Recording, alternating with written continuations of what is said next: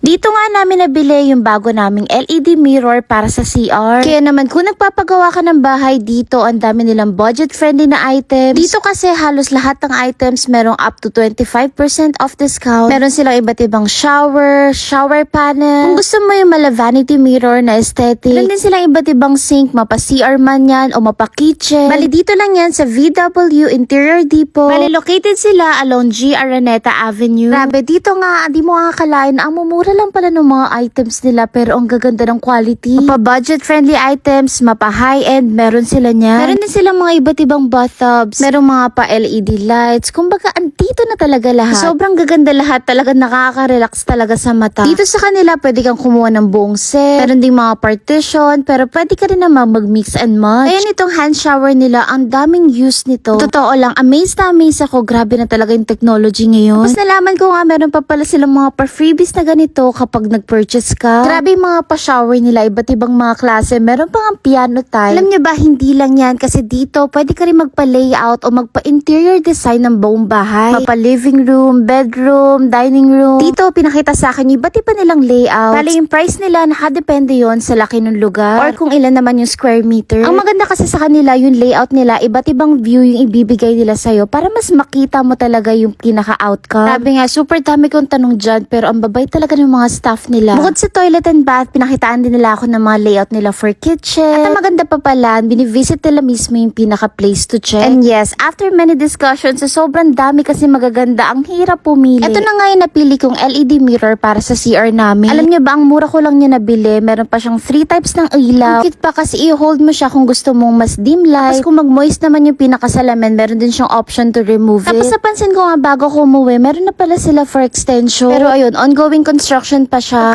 Pagka-uwi nga ng bahay at eto, pinalagay ko na nga kay daddy sa CR. Grabe, ang mahal nito sa mall pero ang mura ko lang nabili sa kanila. Sakto nga at meron pa silang pa Christmas sale kaya naman check nyo na din. Ayun na, i-share ko lang naman. Ingat kayo!